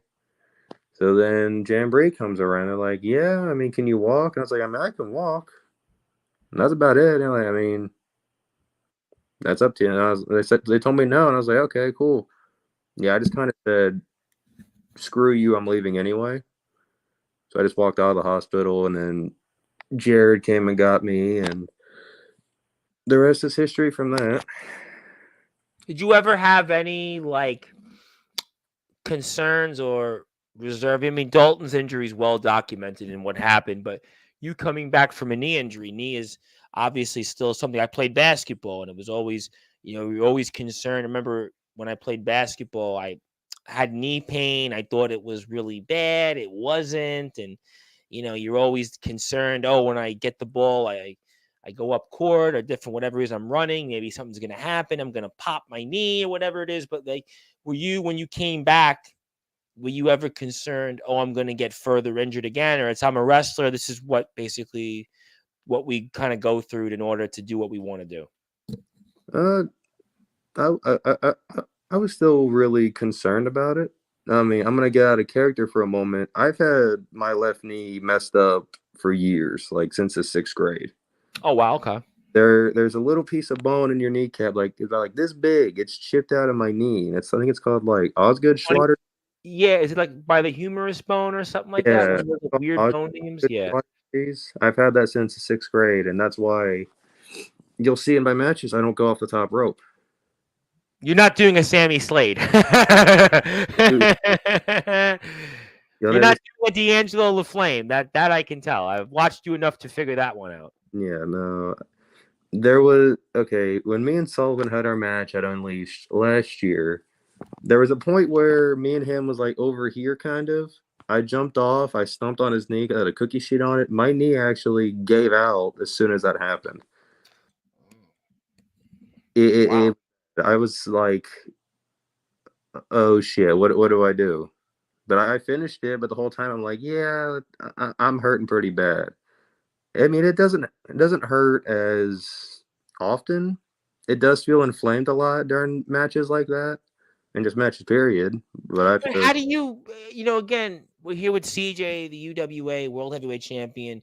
Underground Wrestling Alliance will be back in action here in the coming days and weeks. Go to the Underground Wrestling Alliance social media pages on Instagram, YouTube, and Threads for more information. But I mean, how do you deal with that? I mean, listen, again, I was an athlete, but not at a super high level, but I was a competitor. I played in the street. I've actually been friends with a lot of college basketball players. I've interviewed them. I've done some work in college basketball. So I understand those things. But like, like to compete in a match and have it happen and you're worried about it may happen again, your knee and it's inflamed. Like, what do you do? I mean, like next time you go out there, you may not be worrying about the Midwest Mafia. You might be worrying about your knee. I pretty much I just deal with it. Okay. That's all I can do. Like I mean, yeah, you can take medicine for it, but the pain's still going to be there either way. Surgery wouldn't really matter as much as what I was told when I asked for surgery the first time. But those are Ohio doctors and not always intelligent. Oh, so there's something about Ohio doctors. I wouldn't know. I mean, that's interesting. I mean, that's where I'm originally from. Okay. Yeah, especially where I grew up at, they weren't really all that intelligent. They said, all right, here's some crutches and here's some ibuprofen. Off you go. And I said, oh. It's funny you say that because I do know people that have had surgeries and they were never the same afterwards. So, I don't know. I don't Uh, know. There's no rehab. There's no like exercises you can do that'll eventually, because like for example, people have runner's knee, like a torn meniscus, and it's called runner's knee, and eventually you kind of overcome it, and you're able to be at least close to what you were. It's a common thing in walkers and runners, but from your vantage point, there's nothing that really can do. And you're a young guy still. You're a relatively young man, and to have this, going to be a blight in your, living. And does that ever concern you years down the road? well, yeah, it definitely concerns me, but I just take it day by day. That's all I can do, really. There's no rehab for it. There's no exercises I can do. I mean, pretty much all I could do is just lay there and have my leg elevated. And that's about it. Yeah, they used to say a lot. What you do is you put the knee up, and you either put a pillow on it to give it Yeah. support, or give it some type of circulation. That's the line. I hope you feel better. But Eh, let me say hello to a couple of people. Mr. Atomic Titan, who is obviously here often on Sportswire Radio. He is also the Hardcore King. He was once upon a time in the UWA, and he is actually the man that owned the PWF, which I own a portion of these days. So I say hello and bow down to my Hardcore King. He says hello to everybody. We say hello as well. And I want to say hello to James Taylor, the Nemesis James Taylor, of course, the legendary Nemesis. Of course, he's the man I also bought the Promo Wrestling Federation. About the irony, I actually bought two companies with the same initials from two different people. It's just the irony of it. One guy owned the PWF. I bought a portion of it. The other guy also owned a PWF, but a different PWF, and I bought the full thing. And maybe there'll be more PWFs out there, and I'll just buy that. Maybe I should just buy everything with the initials PWF. But we'll certainly digress. And James would like to say, though, hello, Tom and Mr. CJ. I respect you, man. Keep doing what you do and protect that back. Uh, I'll try. No, no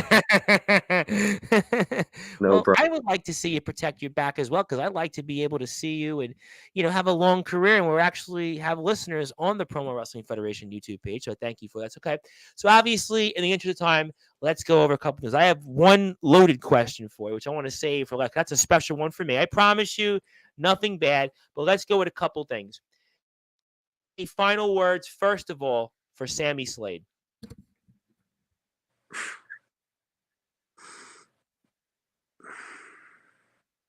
I honestly don't have any. Wow.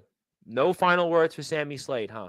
Well, I mean, you've seen. I've tried. At I what call? Yeah, listen. You've tried everything, and he walked off after FD3, and yeah, okay, all right, I'll give you that. At the end of the day, you know, but you know what? I got one extra question. Actually, I got I got a loaded question. It's not even for me, and it's somebody that if he asked the question, I'm going to let him ask that question because he's kind of like the man that is almost like the new or maybe better improved version of Jack Delta. Jack's going to kill me for this, but D'Angelo the Flame would like to ask you. Now, there's this thing coming up. It's called Summer Bash. It's in actually Ohio, where you grew up, and it's in Bremen, Ohio. It takes place from July 5th to July 7th. It's a 3-day event. It's considered to be the greatest backyard and underground wrestling event upcoming. It's got a slew of stars from a slew of promotions, like places like ROEW, places like XCW, even places like IMF, DKW, which is hosting the event, WCE, Resurrection Wrestling, where D'Angelo LaFlame is NEW Wrestling, technically, because D'Angelo LaFlame wrestles there.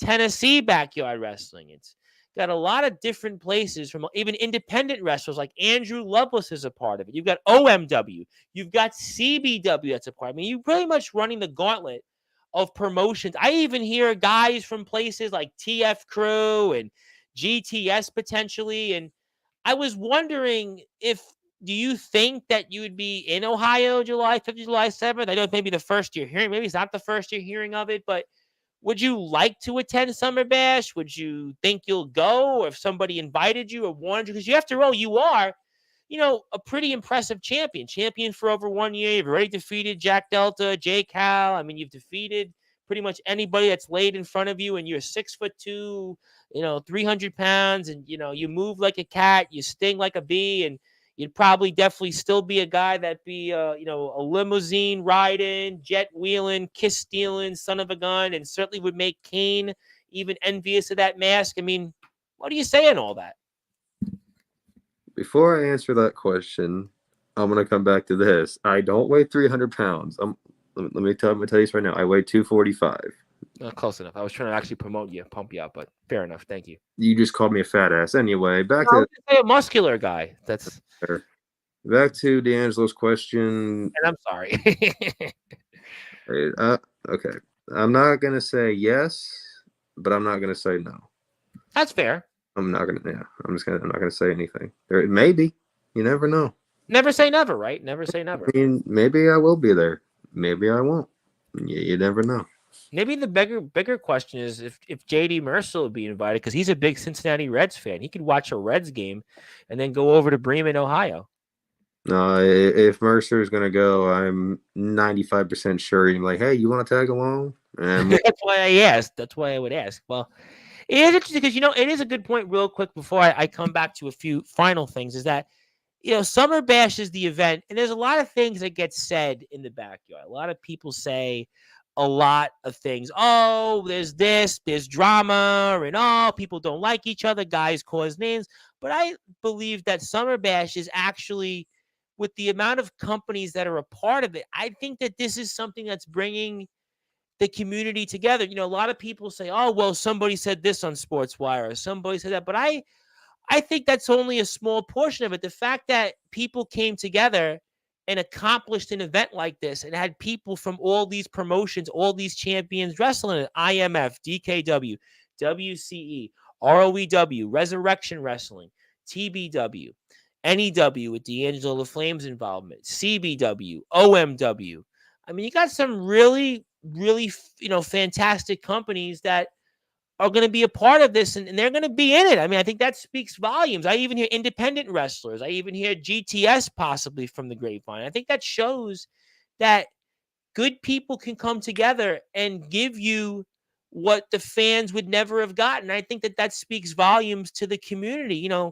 Sure, people hear things and say things, and there are bad actors out there, and people might want to say, oh, well, this one said this here and that one said that, but that's only because people were calling out those that really shouldn't be representing the community and representing the talents. And I think that it's only a small portion of that. And I think that Summer Bash is an event that's really going out of the way to uniting people and bringing people from backgrounds that would not have been a part of it. And I think people like D'Angelo the Flame are a huge reason of that. And he would like to also say, maybe it's good enough for me. Hopefully I'll see you there. Never say never. Couldn't agree more.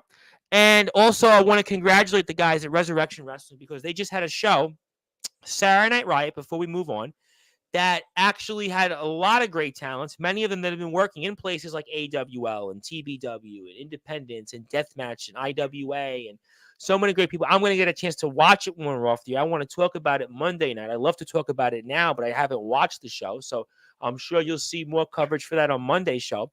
And speaking of people, Jack Spade, the icon Jack Spade, of course, from Resurrection Wrestling, and he was definitely a part of the congregation. He was the better half of the congregation, but thank you. I don't think anybody would or everybody would agree with that, but I appreciate the kind words. But we'll have to see. It's a fair enough answer for me. But what do you want to say to the people that have supported you and what they've meant to you in this run here in UWA? I think the only thing I want to say is thank you. Like I really do appreciate it. Like honestly, like this was me 2 years ago. I would have said, I don't care what you think, go, yourself, all that. But no, I mean, I appreciate the support. I mean, that's all I can really say. Just thank you. And just keep supporting me if you want to. I'm not saying you have to, but I mean, I could tell someone to actually go fuck themselves, and they probably would, like I did. Well, I think that I have been supporting since I've gotten it. know you guys the past couple of months, and I really do try to give everybody a fair shake here in this platform. And I think that the best way to give a fair shake is to support CJ and on his Instagram page. That's the only way to get in touch with him. It's UWA_CJ. So if you want to follow him, you want to talk to him, anything you have on your mind, message him, let him know. Also, Underground Wrestling Alliance, they're on YouTube, Threads, and Instagram. And Atomic Titan wants to say, what was the hate for Ronnie Brady? Well, Jack Spade's here in the chat, so I wanted to say he might have been the better half of the congregation, but no, Ronnie's in our Hall of Fame, and Jack is certainly going to be next whenever his next appearance is on Sportswire. But, that actually is my last question for you before I get to close notes. CJ, it's obviously been a lot of fun speaking to you. We've talked about a lot of things. We got to go down memory lane. We talked about the current. We talked about weight. I made mistakes. Certainly, hopefully you don't hold it against me. I'm only kidding. We talked about injuries. We talked about certainly people we've wrestled, want to wrestle. But, since you are a very impressive champion, you've been champion for over 1 year, and you've obviously had a list of accomplishments, and not have a Hall of Fame.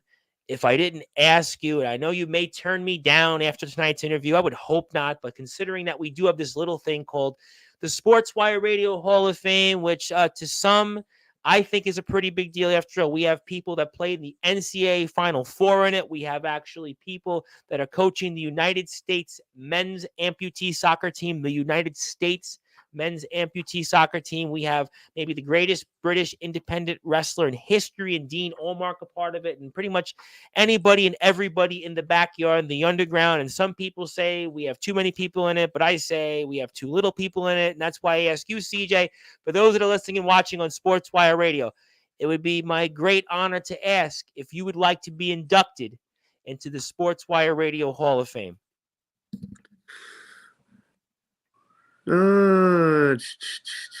After the disrespect, no, I was kidding. Yeah. I knew I liked you. I knew I liked you because you actually were pretty quick on your feet. Pretty well quicker on your feet than people would have realized. So, yeah, I was glad that, I mean, if Jack Delta's in it, you got to be in it, right? I mean, if, he's in it, why not you? Sure, yeah. You beat him. I did. So maybe next month we could bring you back after, some more UWA shows. We'll get obviously everything back on the ball for the UWA. And, maybe we'll bring you back on sometime next month and we'll have a little ceremony. I'll have a speech. We'll, talk about maybe if Sammy Slade changed his mind. After all, he might be a Buddy Murphy copycat and lookalike. And maybe, we'll have some fun and, you'll figure this whole out with the Midwest Mafia and you'll be a member of the Sportswire Radio Hall of Fame. That sounds good to me. I hope Slade can use his brain to actually think for once, but we'll see what happens.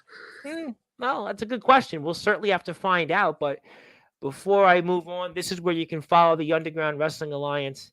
You can follow them here, and please support them. They are certainly about all wrestling matters. That's what it's about here on this platform. We want to support those. And again, CJ's resume speaks for itself. An impressive champion. You definitely want to check out all the things that he is doing on the UWA's YouTube page especially. You can check him out. It'll be there coming up very soon. And we are looking forward to making that happen. Aaron Blaze is supposed to be here also toward the end of the month, early next month, and goes into the Hall of Fame. So got to have some more representation. I couldn't think of some better talents like the likes of CJ, who certainly says faith over fear. And I have some faith that he's going to figure things out, and whether Sammy Slade likes it or not. But my friend, it has been absolute honor. I want to turn it over to you. I want to give you some closing thoughts, and I want to pass the baton to you and anything else you want to plug, share, or say. It's been an absolute honor, and I want to thank you for all that you've done. You're a true wrestler that goes out there, in the words of Hillbilly Tilly, our only general manager in our Hall of Fame, that puts his blood, sweat, and tears out there to go out there and do it for this sport and for the love, and that's what we're about. And I turn it over to you, and I pass the floor to you. I mean, I think the only thing that I can think of to say is to apologize to Riley Bates. And here's why. Did you ever watch Tennessee Turmoil by any chance? Yes, I have seen it. Yes, I have. Yes. Did you watch mine and his match? I did. I did watch. Did you see the way how his leg snapped when I gave him the shapeshifter? I wasn't going to bring it up on the air, but yeah, I mean, I did. Either you were, or I was going to say it. So Oh, good. I appreciate that. Thank you for confirming why I yeah, did ask that question to you. it, I feel bad for Riley still, even though he likes to call me the leg snapper, which that's on him for how he sold it, not me. Yeah, I mean, I'll say this for those who, for some reason, don't know UWA or don't know me. If you want to follow us, you can. I'm not gonna force you to. But if you want to come check us out, I mean, we'd appreciate it. We put a lot of hard work into what we do. I know I do. Jake does. Sullivan does. Everybody does. Absolutely. Mercer, Anderson. Yep. A lot of you guys absolutely go out there and put your blood, sweat, and tears out there. And that's why I wanted to put the YouTube link up there. And let's get them over the finish line. Let's get them to 600 subscribers. Let's get them to 700. Because I always say, when everybody wins, we all win. Together, we will win. And this is a company that's got some fine talents in there. You got some fine people running it, some fine people wrestling in it, and they are definitely a part of All Wrestling Matters. And we're always about collaboration here in this platform. And Jake's worked very hard. Chase has been a big part of things. His wife is even wrestling now. It looks like I'm not even going to ask you on that. And ET's obviously, it means so much to him being a part of this company. And we know about JD and Aaron's here, the headline. We'll certainly not get into that for another time, but please support our friends over the Underground Wrestling Alliance. Very simple, straight and to the point. That's also their Facebook and Instagram. So we want to make sure that we support everybody else. So CJ is on Instagram at UWA_CJ. So please support them. And it's always about All Wrestling Matters. My friend, congratulations on all of the success. Congratulations on passing 1 year as a world champion. A very, very impressive accomplishment. Very few people do not do this in any sport or anything. So I'm looking forward to seeing what happens. We'll certainly see what happens with Sammy Slade. We'll certainly see what happens with you and the rest of the Mafia. And I look forward to watching more new UWA shows ahead. And next time, having you here maybe toward the end of July as one of the newest members of the Sportswire Radio Hall of Fame. And there's that prize, one of the prettiest prizes, one of the richest prizes in this sport. And everybody competes for it in the UWA. And he's got it. And thank you so much for all that you do. And I can't wait to have you back on soon. And congratulations on all the success so far. Thank you. And there's one thing I want to say before we get out of here. Absolutely. Say anything you want. We're live. I'm gonna put my foot up Jake's ass for writing me out about the big time rush thing that happens before every show. I do that to be funny, and plus I played it I around. know it came up last time on the show, but I was like, let me not. He's CJ. He's a really big man, and let me not ask him about it because I really realized that I would like this man to be on my side. Well, I mean, I wasn't gonna get mad if you brought it up. I don't really care. I remember the day I did that. Jake was like, "What is something that we could listen to get us pumped up before every match?"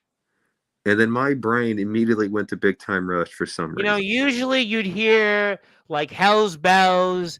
Usually Yeah. you'd hear like Welcome to the Jungle. You might want to hear Mama Said Knock You Out.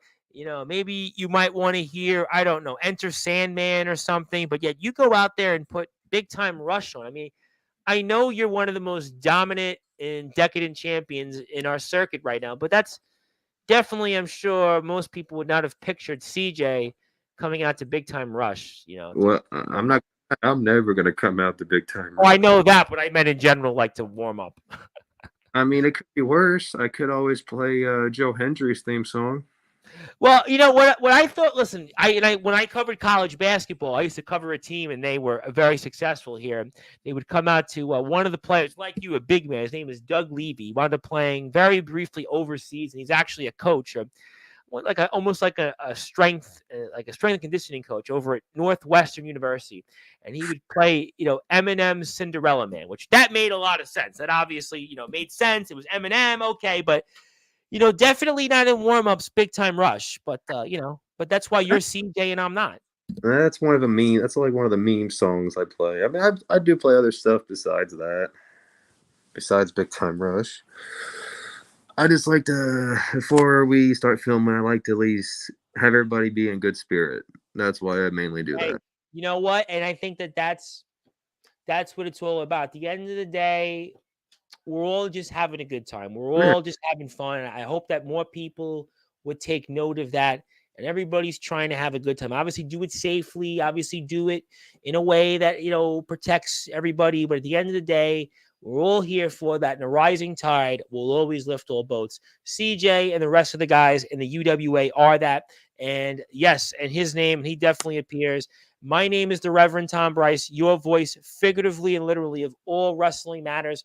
You can check us out anytime. We're on YouTube at Sportswire Radio 6579. So if you haven't yet, hit that sub button for us. If I get 1,000 subscribers, I will get a tattoo, an NEW Underground Wrestling tattoo, and make sure I'm still a little ways to go. So if you want to see me get a tattoo, maybe if I get to more subscribers after that, I'll get more tattoos. Maybe I'll pick UWA. Maybe I'll pick TBW, Resurrection. Who knows? The more subs I get, you can decide for me. But until then, if you're on sportswireradio.org, you're going back to your regular scheduled programming. I'll be here twice tomorrow, 7 o'clock first, Stephen Havoc, 9 o'clock, Big Tex of DBW. But until then, good morning, good afternoon, good evening. Yes, it'll be a new tattoo. That's very clever from Jake Matthews. It'll be a new tattoo. So if I get to 1,000, I will certainly get to a new tattoo, and I hope so. And hopefully it's not the Motley Crue album, which wasn't very good. But yeah, I'm about 280 away. Apparently there was some guy that is now blocking me because he was upset about things that I said that had like a bunch of burner accounts, and I lost like 10 subscribers. So you got to help me make up those subscribers and get me closer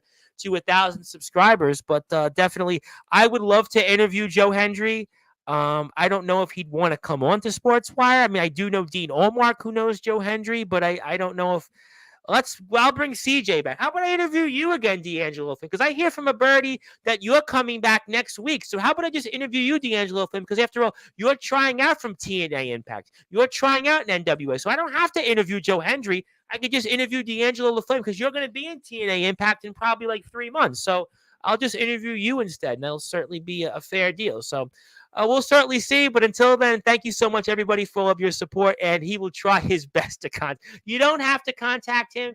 How about you come back to Sportswire Radio instead? I'll take you instead because you are part of my team, and I believe in you, and I believe in those that are going out there. And he said he's down. There you go. That's it. Thank you, everybody. We'll see everyone. Please support